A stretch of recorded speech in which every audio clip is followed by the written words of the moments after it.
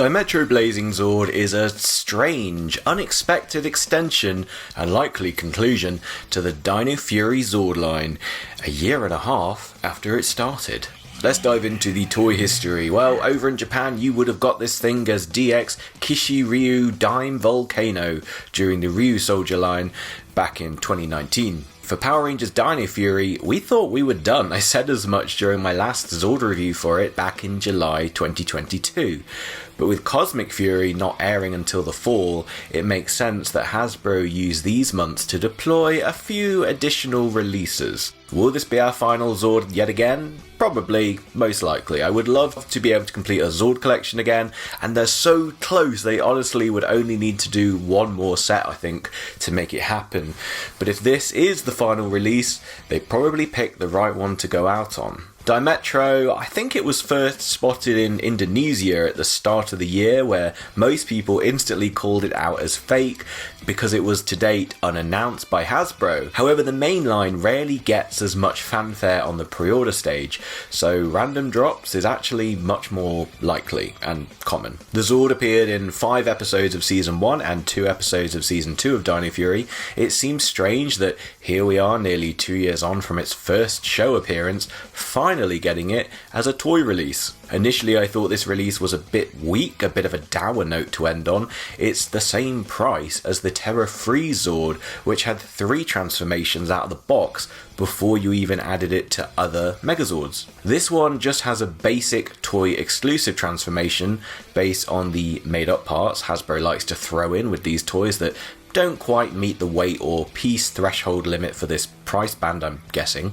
But then I thought, well, sets 2 and 3 were basically the same, and actually those Zords are kind of less pliable than this. Those Zords, I'm talking pink, green, blue and black, only had their individual T-Rex Champion Megazord mode, and then the warrior formation of kind of all 5, give or take several pieces, and then we just forgot about them from the year 2 releases onwards. Dimetro Zord has 2 Megazord combinations, plus it creates a whole other dinosaur when combined with something else. So yeah, the play potential for this is actually really up there. But its complicated history to the toy shelves is just one aspect of this thing, so let's talk the design. Based on a Dimetrodon, and interestingly, Wikipedia tells me they became extinct 40 million years before the first appearance of dinosaurs, so I won't be calling it a dinosaur then. Dimetrodon is a rare beast in the Power Rangers franchise, only getting one other outing during Dino Thunder, where you'll fondly remember it as a giant blue buzzsaw. This time they've instead gone very fire and flame inspired, as you can tell from its sail, tail and head crest. The fire theme also makes it primarily orange in colour.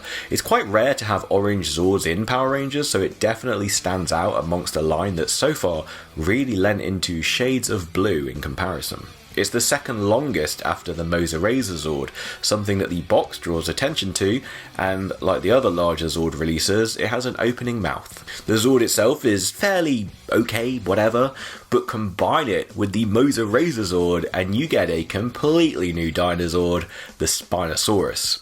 We famously had one of these during Dino Charge, and I guess in retrospect, that was Heckle's Zord. But the toy of it was very, shall we say, 93 T-Rex Zord accuracy to the actual dinosaur proportions. They literally just took the T-Rex and shoved a sail on the top of it. The sail once again becomes the link to the Dimetrodon this time, and with the benefit of a few years of hindsight, the designers at Plex and probably Bandai Japan really tried to realise the proportions of the beast in a more accurate way. Still not perfect, but definitely better. And it makes sense that it combined with the Razor because Spinosaurus is believed to be the first dinosaur with the ability to swim. Dino Fury confusingly calls this combination the Electro Zord, which is a choice, but its inspiration is undeniable, and it's so good to see the Spinosaurus represented again, and in such gargantuan proportions at that. This thing is huge, and I love that all pieces get utilised for it. You can even let the T-Rex Champion Zord ride it if you want, and it looks proportionally right up there, though I can't imagine it's all that comfortable for it. And speaking of, there's two real combinations with T-Rex Champion Zord, the latter requiring Moser Razor again, as it's actually an Ultrazord. We'll get to those shortly. On to differences from the original then. Well, this one's interesting because it's probably one of the least changed from the Bandai Japan originals. Take that as you will, as a good or a bad thing. The proportions of it meant that there wasn't much for it to do outside of what it needs to do elsewhere, and that sort of comes at the cost of playability for the Zord by itself. I guess the biggest change was their addition of the bonus pieces. Again, as we've said from the Dino Fury Megazord Warrior Formation review, those pieces can be ignored if you don't want to use them. Hasbro have put them in the box, but other than the exclusive transformed mode of the individual Zord, there's no obvious ways to use them. We get another translucent key following on from the one with the terror-free Zord, but unlike Japan, it's lacking paint detail, which is a shame. I think I will try and resolve that one myself. There's also no black paint on the lower parts of the body section, that which becomes the cannons later, but that's something that you really have to look for and I guess want to be there. As has been the course for most of the Dino Fury line, Hasbro nailed the key details as well as, if not better, than Bandai America would have done. What's bad about it? Well, there's really not a lot bad about this one. I guess I could criticise Hasbro slightly for not making it a more articulated Zord in Zord mode. It is one big plank of plastic after all, but that was the case in Japan, and really, what more could they do? Make the tiny legs go forwards and backwards? You'd barely notice. I would only be nitpicking a couple of other things, one of which is Hasbro's bad, and one of which is Plexus from Japan. Firstly, I think the made-up play mode where it transforms into a flying version, I don't know you guys, I think it's kinda dumb. It's obviously there because these are Power Rangers Zords and there's an expectation on them to be able to do something right out of the box, and that's all well and good. But this one just isn't that interesting to me. Now, that could be my age talking. A kid might find this simple transformation just wonderful, and it's a good use of the tail splitting gimmick that only otherwise gets seen in the Fusion Ultrazord. But I think if you've had any other of the 3 releases from the past year, this transformation pales in comparison to what you could do with those. It comes across as lesser for it, and that's unfair because it's actually one of the most adaptable Zords in the line, provided that you have another 2 Zords from the line. I think it's Hasbro's decision to price them all in the same bracket. Bandai put the expectations out there for us that some Zords were going to be more worthwhile than others based on the class and I guess size of the box it came in. Auxiliary Zords were always their own thing and priced roughly half of the main standing Megazord releases. Hasbro, to ensure better market saturation than their Beast Morphers disaster, did a clever thing I guess and box all 6 Dino Fury Zord sets into the same price group. It meant sometimes you really won, like the Terror Freeze and I guess the T-Rex Champion Zords. Those felt most substantial and like you were getting a steal for the price. And I guess Moser Razor, but less so for me. The Dimetro and actually the 2 main Team Zord packs, you do need them for the line, but the effect is a little lesser. You think, okay, this would have been an Orc Zord in Bandai old money. Overall, buy the set and I'm convinced you're spending the same Bandai would have charged us with their tiered version of pricing. But yeah, it's strange how the value of toys fluctuates. Like a parent who bought their kid the Terror-Free Zord must have thought, wow, that was a really good use of $30. They've had so much fun playing with this thing. Whereas with this one, you stick some wings on the sides of it and you're done. You need to involve other toys much more prominently here. And yes, that was the same problem in sets 2 and 3, but I ignored it back then because I bought the Amazon box set of the whole Warrior Formation. The Toei design issue is that the Ultrazord looks a bit feeble. I don't know why I don't like it very much. The helmet design looks great and stands apart from the primal Ultrazord version.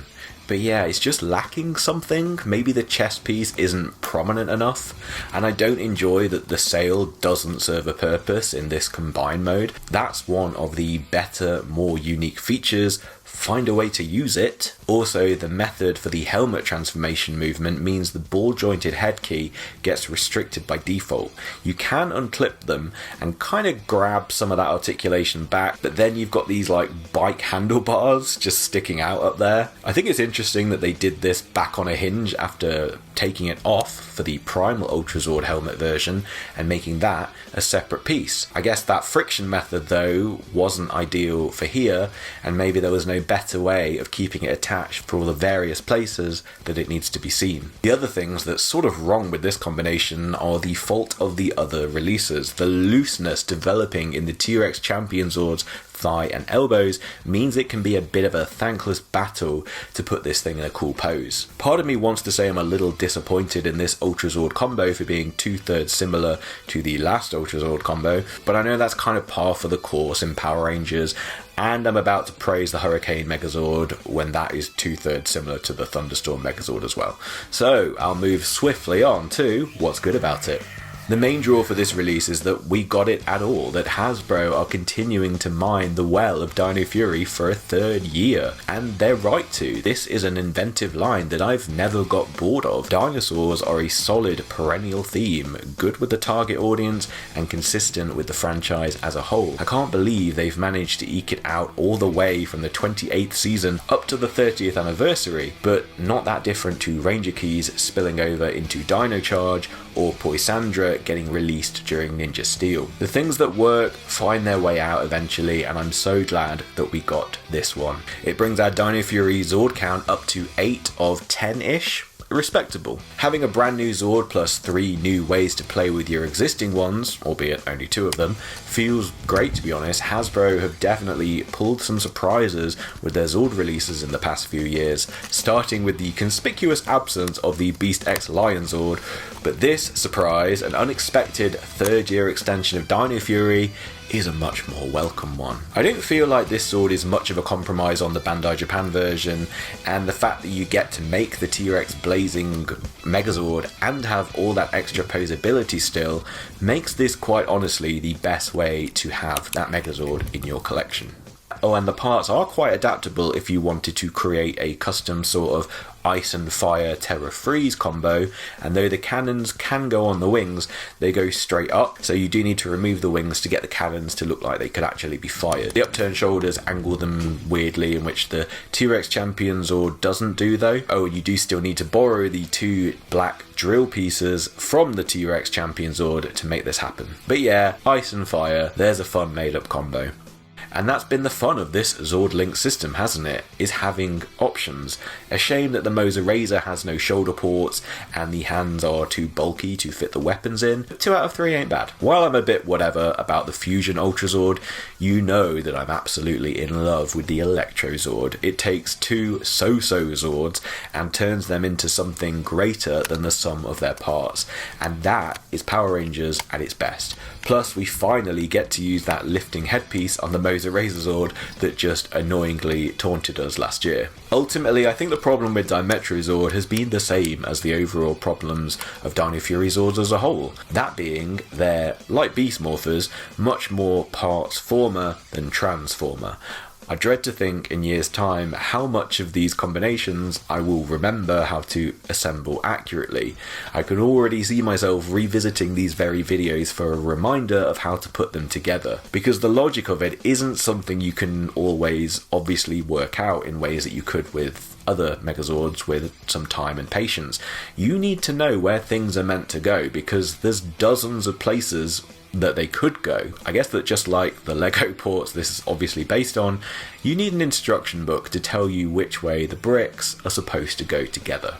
Guys, I hope you've enjoyed this unexpected 4th part to my Dino Fury Zord reviews. This shouldn't be it, but in all honesty it probably will be. However, I've said that before and now look at this, so you never know. Thanks to everyone over on Patreon. The latest video over there is a Communicator Track on my original 1993 Megazord review. While I find that such a cringe fest to watch of myself now, I know the feelings in it are still quite accurate. And I would never swing a Megazord around by the arms anymore. I guess Soul of Chigoku can really change my outlook on that one. If you've stuck around this far, you're one of the real ones, and I hope you'll like the video to help my Dino Fury ones get a bit more traction.